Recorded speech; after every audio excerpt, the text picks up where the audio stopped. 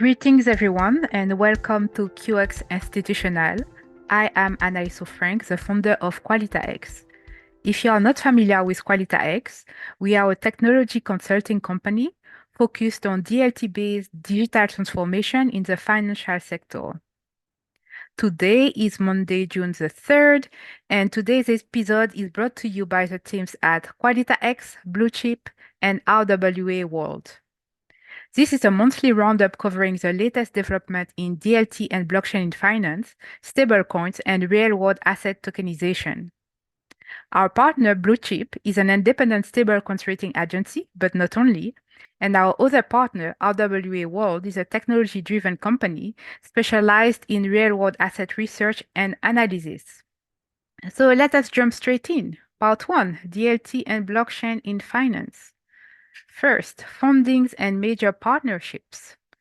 Securitize, the transferred agent and technology and service provider to BlackRock Builders Fund, has announced a $47 million round led by BlackRock with investment from Hamilton Lane and Tradeweb Markets.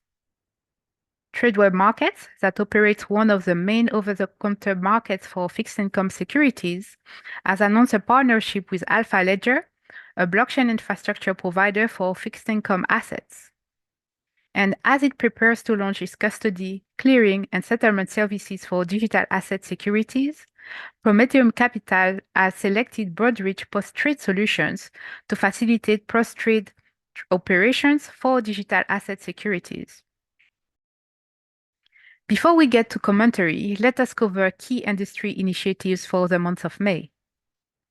DTCC, Chainlink, and 10 other industry participants have released their learnings from the SmartNav pilot. As a reminder, the SmartNav pilot is a chain-agnostic experiment designed to explore an extension of a DTCC service called Mutual Fund Profile Service, so MFPS1, used to transmit price and rate data, NAV data, to various intermediaries and stakeholders. It seems that the pilot was successful in streamlining processes, eliminating paperwork, and improving efficiency. So how was that achieved? Well, by using smart contract. It seems that what they did was to condense data into a single smart contract accessible to all participants. Basically, the proof of concept delivered on the concept of a unified golden record. The TCC again, this time with Clearstream, Euroclear, and BCG, have developed a framework for the integration of tokenized assets into the global financial ecosystem. They outline key principles related to legal certainty, regulatory compliance, and operational scalability. For direct access to the report, check the link in the description box below. Last initiative, the proof of concept of the Regulated Settlement Network, RSN, aiming to improve multi-asset settlements through a 24/7 programmable shared ledger, has been announced. It will explore, among other things, settlement of tokenized cash and securities on the common system, tokenized commercial bank money, etc. Participants are the usual suspects: DTCC, Citi, Swift, JP Morgan, Mastercard, etc. The proof of concept will simulate transactions, analyze legal implications, and publish its findings to contribute to understanding the next generation settlement models. All right, so clearly the growing institutional interest and investment in blockchain-based finance infrastructure is confirmed month after month, slowly yet surely. And this is not geographically restricted nor confined. And in fact, in May, Tokyo started offering government subsidies to businesses issuing securities aiming to expand the market and accelerate investment inflow in Japan. Also, in the Middle East, Leaf Digital Bank, part of the Emirates NBT Group, the UAE's second largest bank, signed an MOU with Control Alt to explore tokenization of real-world assets. Also, for those who were at Consensus last week, you may have heard the US SEC Commissioner Pierce proposing a cross-border regulatory sandbox between the UK and the US, so UK-US jurisdiction covered. A couple of thoughts. I remember last year someone telling me that when it comes to legitimate industry. So by that, they meant regulated industry. Blockchain technology was still a solution that was looking for problems to solve. And this was at the time, I remember, when millions of people within the emerging economies were starting to use stablecoin. And so that was kind of funny. But now that we have the big names and I would say the established players within the financial industry entering the space, it seems that less and less people will be saying that blockchain technology is a solution in search of a problem, basically. And if you remember, back in 2020, JP Morgan launched a JPM coin. At the time, they didn't have programmability. So it's only in Q4 last year that they added programmability. So it took them 4 years. And it's only when they did that that they're actually starting seeing like massive volumes. And now in 2024, on some days, according to them, transaction volumes reach the high single-digit billions of dollars.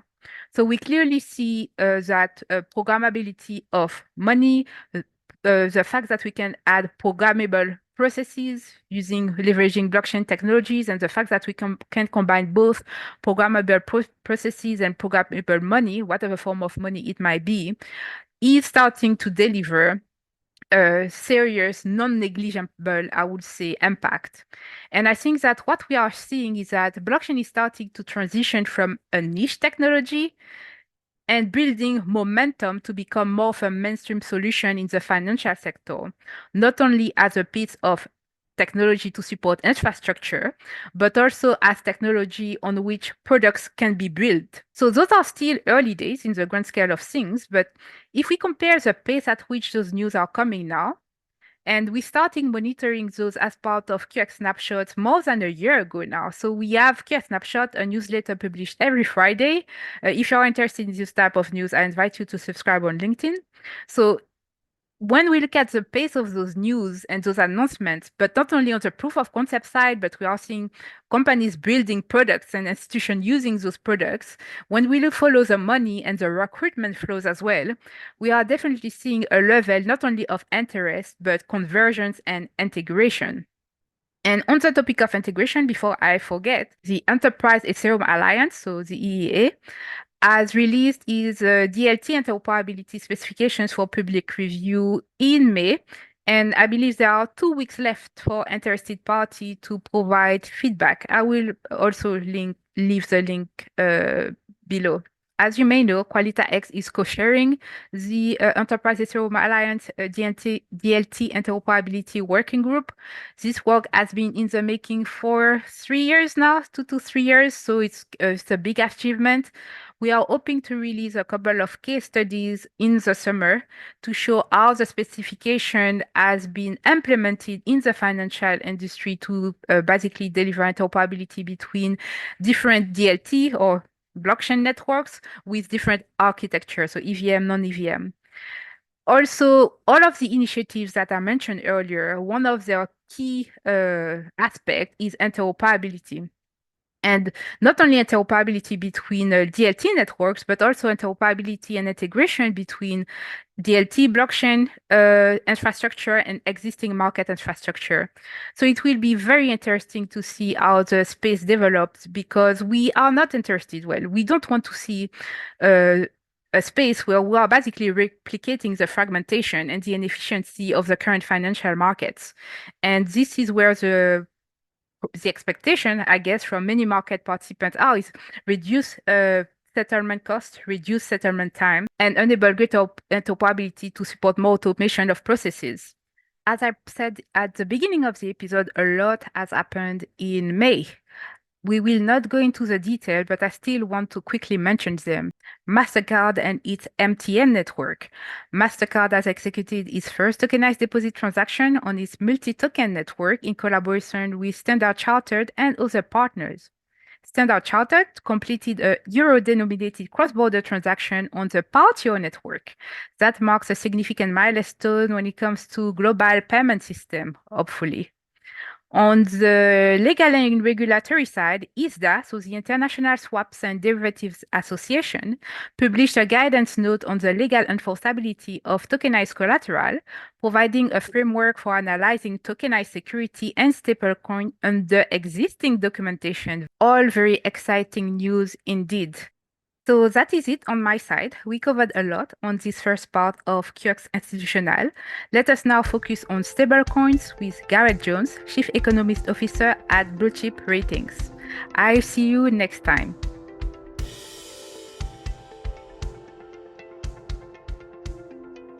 Welcome to Bluechip on Stablecoins. I'm Garrett Jones, I'm Chief Economist at Bluechip Ratings, and I'm your host for this week's segment on stablecoin safety, stablecoin news, and more. So in this week's segment, we'll start off with just some news highlights that are draw on Bluechip's weekly roundup, which comes out every Monday. In our second segment, we'll cover how much and how quickly some different stablecoins get used. And in our third segment, I'll explain how Bluechip recently gave a failing grade, an F, to a widely used stablecoin. So let's start with some highlights from Bluechip's weekly news roundup. It's published every Monday on Bluechip's X, formerly Twitter feed. And I'll start off talking about some yield-bearing stables. That's been a new movement in recent months actually. And two in particular made the news in our roundup in the most recent week. RUSDY. It's a twist on Ondo Finance's USDY. Bluechip has not rated either of these coins as of today. And what makes RUSDY noteworthy is that it's acting more like a bank account compared to USDY. As we've seen a rise in yield-bearing stablecoins that pay interest rather than just holding their value, almost always against the dollar. One big question people have faced is, should these coins that accrue yield, should they grow over time in value like a bond fund does? Or should they pay interest in addition to holding principal, just like your bank account does? So RUSDY is following the second approach. RUSDY is going to work a lot like your bank account. At least that's the current plan, according to their most recent statements. So if it's paying 4% interest and you have $100, then over the course of a year, it'll be paying an extra $4 worth of stablecoins. And that's their current plan. So different users, I think, will prefer different approaches in this new world of yield-bearing stablecoins. I have a hunch personally that RUSDY's approach of paying yield in a separate coin, a separate unit, in a separate bin, so to make it feel more like a regular savings account, will be the option that most customers prefer. But time will tell. So in addition, another project known as Usual Money has a new fiat-backed stablecoin called OSD0. I double-checked with Claude AI to make sure that was a zero at the end. OSD0 is a fiat-backed stablecoin that has backed by tokenized U.S. Treasuries. It's yield-bearing when the coins are locked. It's clear that the end of the zero interest rate policy, the end of ZIRP, ended up becoming the start of the world of yield-bearing stablecoins. There's been a lot of innovation about this. As many of you know, there are going to be regulatory difficulties in the United States, at least, trying to get a regulatory approval, at least under our current vague regulatory regime. But perhaps over the next couple of years, regulatory certainty will permit there to be yield-bearing stablecoins without too much difficulty. Time will tell. So we'll be on the lookout for news about how yield-bearing stablecoins get treated, both by the industry itself and by regulators in different countries around the world. Our second item of news that seems important is that more governments are opening the door to stablecoins. In particular, we covered two stories where both the Philippines and Colombia, both governments work together with parties in their country to help create stablecoins that were pegged to their own local currency. So in the case of Colombia, there is a coin known as COPW, run by Bancolombia, the largest bank in Colombia, and it will be pegged to the Colombian peso. So in addition, the Philippines, a country where there are a lot of overseas workers who work all around the world and send remittances back home to their families. In the Philippines, their central bank has worked with a project known as Coins.ph, which some of you will be familiar with. And Coins.ph has created a Philippine peso-backed stablecoin. And the thing that will be of appeal to a lot of people around the world is, can folks who are Filipino overseas workers, will they be able to earn money, easily convert it into Philippine pesos, and then send it back to their families and loved ones easily and safely back home? With the cooperation of the Philippine Central Bank, one has some hope that this will work out, but again, time will tell. This will be something that will be important. As more and more countries want to find ways to turn overseas earnings into money that can be transmitted easily, safely, and at low cost, and transmitted as remittances to people back home. MiCA versus Tether. Which exchanges will bend in which direction? MiCA is the European Union's Markets in Crypto Assets Regulation, a framework for stablecoin safety that's been created by the European Union, which is coming online in the coming months. It's designed to be a framework for deciding which stablecoins are in-group and which stablecoins are out-group. Tether, as you know, is the largest stablecoin both by trading volume and by market capitalization. So the MiCA framework is not going to be friendly to Tether. Tether has been given a D by Bluechip. Tether has been given a weak rating by Standard & Poor's quite a few months after Bluechip came out with its rating for Tether.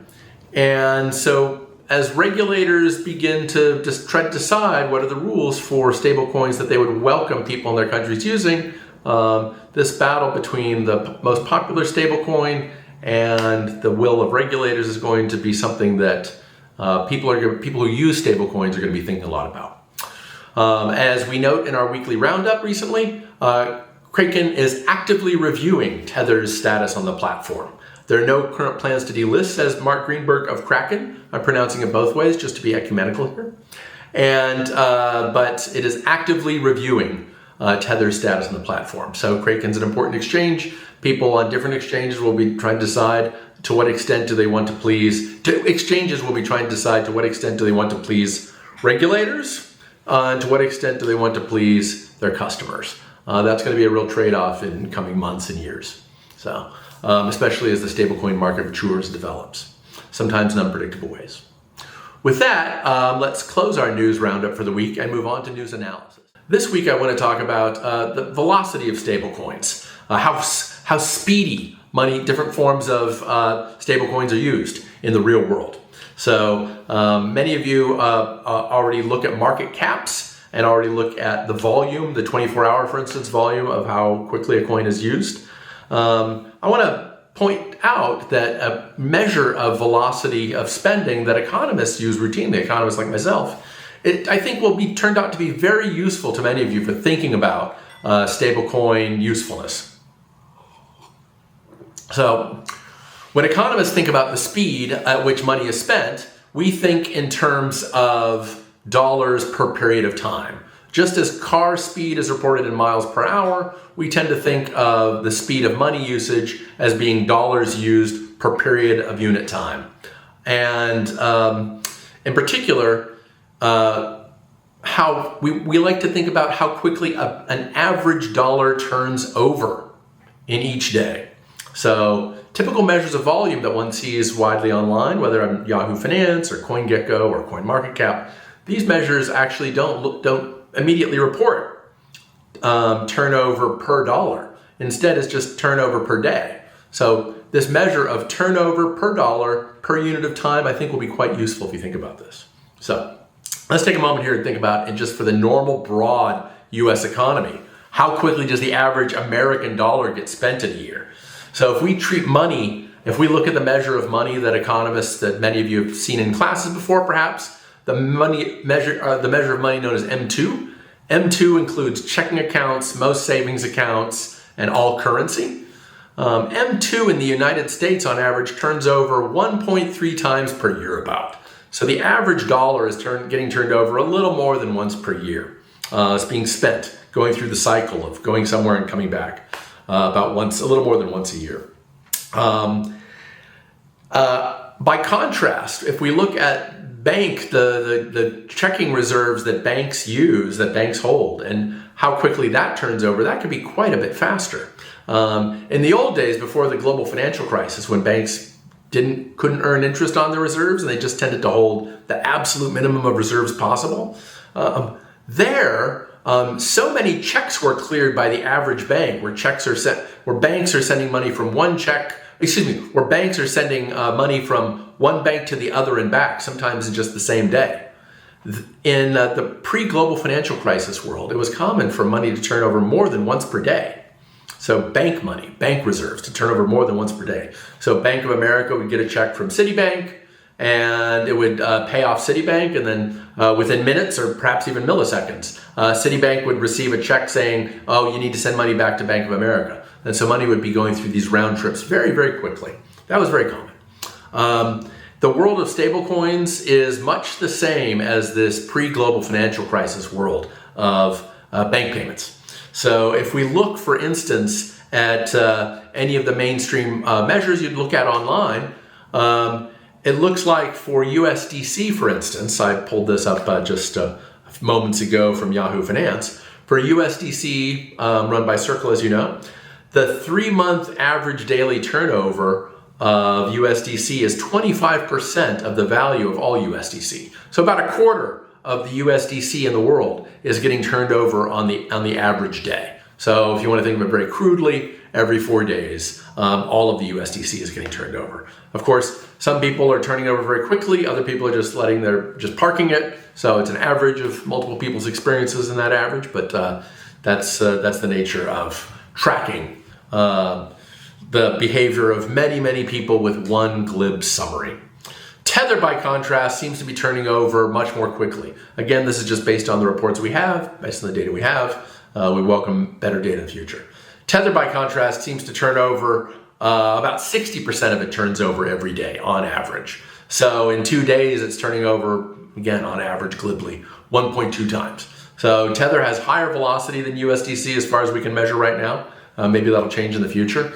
But these coins are being used at very high speeds, presumably mostly for financial transactions. People perhaps are using it as a sort of clearinghouse between when selling one form of crypto, storing it in USDC for a few minutes or hours, then using it to buy another form of crypto. It could be being used for payments between people. That's also possible. Breaking this down and figuring out what the uses are for different coins, which are being used for purely financial transactions, and which are being used as payment methods. This will be an interesting and important area for future research. But the speed of stablecoin usage is very high by the standards of normal money.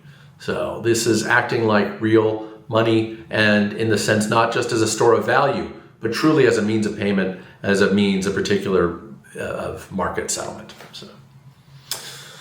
So stablecoin velocity, volume over market cap. If you're looking for how to calculate this measure that I calculated for all these, look at the total volume, the daily volume of the coin divided by the total market cap of that coin.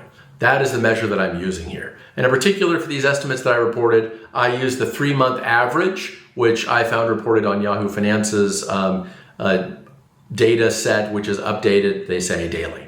So a 3-month average gives us more information than a 24-hour average. There are going to be a lot of weekend and holiday effects that'll distort 24-hour measures and make it less useful. So knowing that stablecoins are being used a lot helps us explain why people are willing to, for instance, forego yield at the moment. Because it's an actual useful product providing a service, at least for the users who are turning it over on a regular basis. In our last segment here, we're going to talk about a big red flag. We're going to talk about the F rating that Bluechip Ratings gave a few months ago to USDD, which is run by Tron DAO Reserve. That's USDD, not USDT, just to be clear there. USDD currently has a $730 million market cap, and so it's a quite sizable stablecoin. And Bluechip decided that it deserved an F rating under our smidge rating framework. The reason why is quite simple. It's too much like Luna.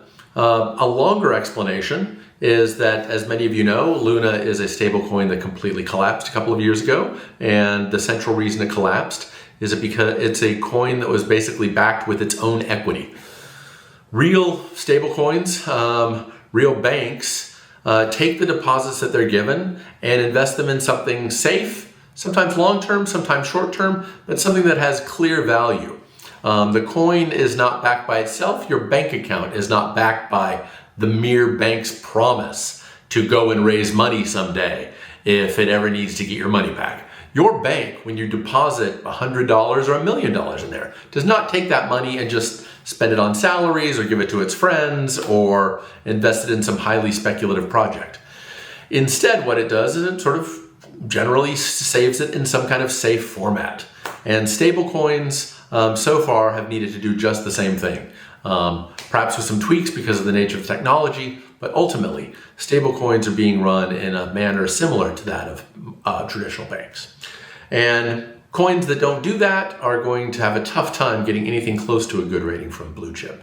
So the case of USDD, which received an F, it's a coin that is backed about 50% by Bitcoin and perhaps a couple of other coins. I haven't checked the most recent data. But about half of the deposits are backed by the volatile Bitcoin asset. Most banks don't take their deposits and invest it in something that volatile. That's pretty rare. And then the other half of the backing is just TRX, the Tron coin, which is owned by the same group that runs USDD. So a coin that is backed by the equity, by the shares, by the secondary coin of the project itself is not a safe way to run a coin. And on top of that, another thing that makes USDD less than perfectly safe in the judgment of Bluechip, especially in the judgment of our ratings director, is that its assets are not held in a bankruptcy remote manner. So if the project fell into bankruptcy, if some other part of Tron perhaps fell into bankruptcy and fell under a judge's judgment, it's possible, it's reasonable in Bluechip's judgment that a bankruptcy judge would say the assets that are held by Tron that are ostensibly there to help USDD deposits actually could be used to pay off other creditors. They could be used to pay off workers with unpaid salaries. It could be used to pay off rent for a building. And some of the best rated stablecoins on Bluechip are actually organized in such a way that their assets are bankruptcy remote. So if the project were sent into bankruptcy, if the parent corporation were sent into bankruptcy, it would be extremely difficult for a judge to say, oh, the assets held by the best rated coins in Bluechip, for those assets to be used to pay off, like I said, unpaid rent, unpaid salaries, unpaid debts to third parties. So are the assets held legally for the benefit of the stablecoin holders? That's an important question. In Bluechip's judgment, at least as of our most recent data, USDD, run by Tron DAO Reserve, is not held in a bankruptcy remote manner. So good stablecoins that get good ratings will generally be heavily backed by sound collateral, not by the promise of the project to issue more equity in case of emergency, right? If your bank's plan, when you ask for your bank deposits to be converted back into currency, if your bank's plan is, oh, we'll go raise some money from the financial markets to get you the money back, that's not a great plan. You want to know that the money's already there in some kind of sound investment. You don't want the bank to come and tell you, oh, we'll go raise some money and we promise we have a great credit rating. In this case, Tron DAO and other organizations are doing something enough like that they've been given an F by Bluechip. Bluechip's red flag ratings are given to projects that have at least one failure that is so egregious that we actually don't need to do a complete rating for the entire project. If you failed one of the most important parts of running a safe stablecoin, we'll just give you that F right off the bat. So that's part of our approach to rating coins. We'll be using it to rate other assets in the coming months. But more stablecoins need to be evaluated because more people need to know about What are the safe ways to actually store their value as they engage in the world of crypto? So that's the end of our first Bluechip Stablecoin Roundup. This is Garrett Jones. I'm Chief Economist at Bluechip, and I'm signing off. So be prudent, have fun, and keep learning.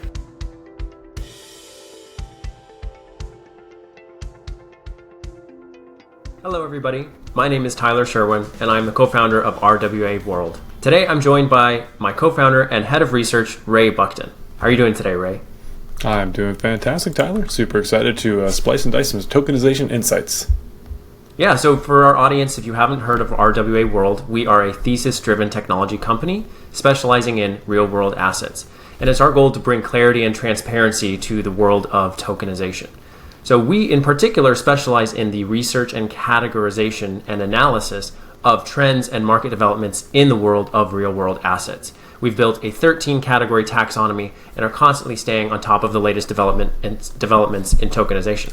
So today, we're going to be covering 3 major categories of developments in the world of real-world assets. First, let's give a little bit of an overview. Ray, could you tell us how high is the tokenization market cap anticipated to get? Yeah, absolutely. So in terms of today's landscape, it is really a moving target in terms of how you define tokenized assets and the market cap. However, if we look in aggregate, we have a number of authoritative sources who are giving us general lays of the land in terms of where we're going.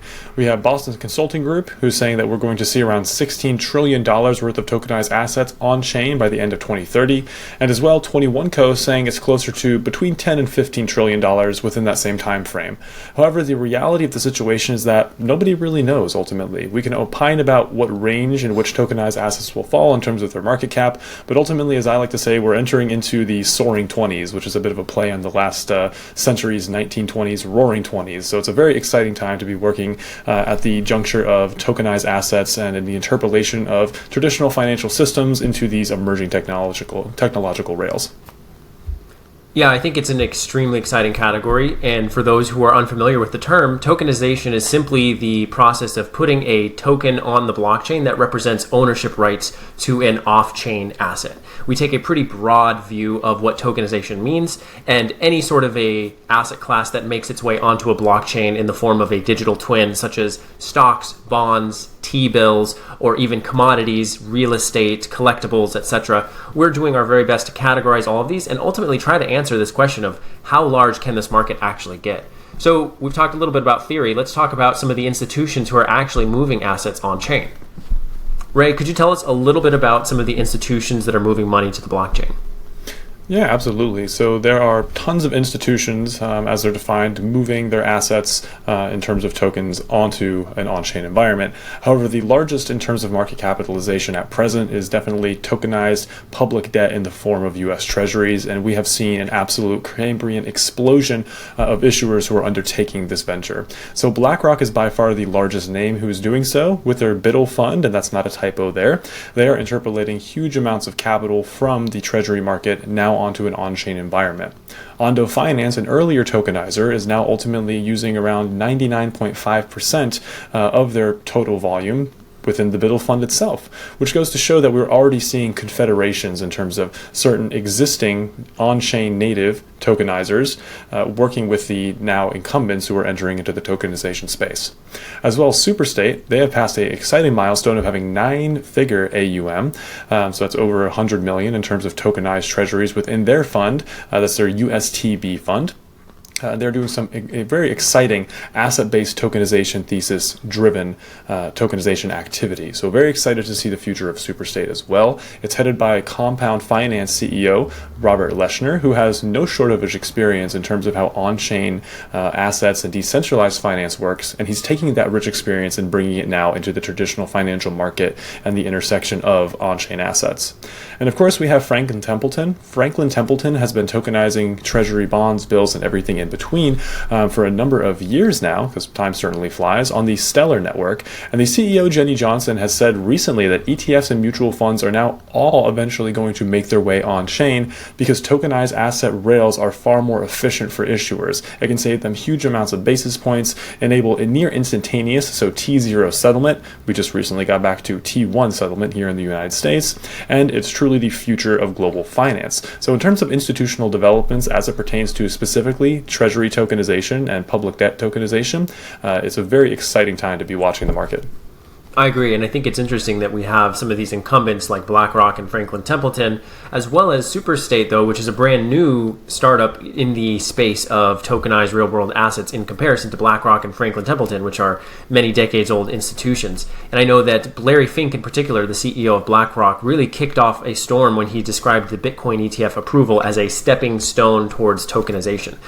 So I'd love to talk a little bit about some regulatory developments, Ray, which I think have made the industry quite excited. Could you tell us what are some of these watershed moments in the United States that are looking either positive or negative for the future of tokenization? Yeah, absolutely. So in terms of watershed moments here in the U.S., there's no shortage of them. Just seemingly in the last 2 weeks or so, there was a repeal bill that was passed through the House and the Senate called SAB 121 repeal. It's not the technical name of the bill, but SEC Accounting Bulletin 121 is a very interesting configuration. Essentially, it disallows U.S. banks from custodying digital assets for their clients without counting them on their books. This is essentially akin to, let's say, your friend saying, would you like to borrow my Lamborghini? I'm going to the beach. You can use it for 2 months. You say absolutely. And you ultimately receive a tax bill for 2 months worth of that Lamborghini at the end of the year. It's a very strange accounting rule. It doesn't make sense anywhere else, and it has been an absolute detriment and beleaguered the ability for U.S. banks to take custody of digital assets on the behalf of their clients. While trust companies have served as a beneficial workaround, suffice it to say, this was something that the entire industry was very excited about. However, it was vetoed by President Biden, but with bipartisan support throughout the House and the Senate, we're thinking here at RWA World that ultimately SAB 121, its days are numbered. Additionally, FIT 21, or Financial Innovation Technologies for the 21st Century Act, it very much focuses on regulation, self-registry, and exemptions, as you can see on the screen. It has passed the House with, as well, some bipartisan support, and it is poised to potentially pass the Senate. Ultimately, this may have to wait until after the U.S. election occurring in November, but this shows wonderful, wonderful developments from a foundational regulatory and congressional approach. What FIT 21 would do if passed essentially allows companies to self-register with the SEC as digital asset companies, and the SEC then has 60 days to contest this registration. If it goes uncontested, this exempts the issuer from Reg A and Reg D, and here's the kicker, non-accredited investors can invest up to 10% of their liquid net worth or their annual income into these now exempt securities. So huge, huge potential, can redefine how digital assets are invested in the United States. And of course, big happy things. We have Ether ETF, which was passed as well in the US. It was VanEck ETF that was ultimately passed. And this was very much unexpected. It jumped from 25% potential approval up to 75%. And then voila, all of a sudden, we now have an Ether ETF, which is expected for June. Ultimately, there's not as much institutional excitement about the Ether ETF when compared to the BTC or Bitcoin ETF. But ultimately, what this means is that it's not just Bitcoin that is being viewed as an investable asset class by the regulators and by what we have here in the United States that ultimately makes these decisions, these decision-making bodies. It's opening up an entire world for potentially even meme coin ETFs if you want to go down that road. But ultimately, no shortage of watershed moments here in the U.S. in terms of regulatory policy.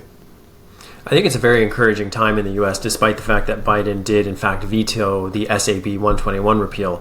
And my personal sense that I've had from talking to institutions and players in the space is that much of this does feel politically motivated. We are in an election year. The crypto contingency in the political establishment has been something that's been growing a lot in the last 5 years. And I think what's especially interesting is that the Ethereum ETF was not on anybody's bingo card for this year. I don't think anyone really was seriously thinking that it could get approved. You mentioned the approval odds jumping from 25 to 75%. Next thing we know, we saw this amazing headline. And so there's a lot of reasons to be very positive about the sentiment in the world of tokenization. So with that in mind, I'm thinking about now the ecosystem around tokenization and what are some of the developments that have happened there. We've gotten to know the tokenization ecosystem very well over the last several months as we've been building RWA World and writing our newsletter. Ray, could you give us a couple of updates about what's happening in the world of tokenization? Absolutely, happy to. So the ecosystem has been developing very readily and very steadily over the last 12 months and beyond. One of the things that I was struck with at the RWA Summit while attending Consensus in Austin was that HUMA and ARF recently merged, and they are laser focused on what's called PayFi, or payment finance. When you think of payment finance, you can think of the buy now, pay later sort of schemes, as well as credit cards, trade finance, really any kind of credit-based, consumer-facing or institutional-facing ecosystem. We're talking $10 trillion in terms of credit cards, $15 trillion in terms of trade finance. So huge industries that are ultimately able to be impacted by this, and I where to use the term revolution in payments. And ultimately, HUMA and ARF together have processed over 1.4 billion throughout their networks. Huge amounts of basis points being saved for their clients already, which is very exciting. In terms of blockchain native ecosystem developments, Plume, a dedicated layer 2 solution, which is a Ethereum aligned blockchain, they had a $10 million round recently, and they're seeing phenomenal traction with their testnet that has recently been launched. So very exciting things happening there. And for those who are outside of tokenization and are maybe looking to dip their toes in, but are wary about issuing assets in a public blockchain environment, there has been an ongoing discussion. Will private blockchains or public blockchains ultimately win the day in terms of asset tokenization? Well, now we have the technology to ultimately support public blockchain tokenization without compromising privacy, KYC, and AML. ERC 3643 is just one piece of that, and they are doing fantastic work allowing for on-chain IDs, and as well as ensuring that any issued token from a regulated issuer ensures that any counterparty to which the token is sent can only use that token if they pass KYC AML stipulations. So very powerful maturations of public blockchain ecosystems that support the thesis of public blockchain tokenization. Very exciting times.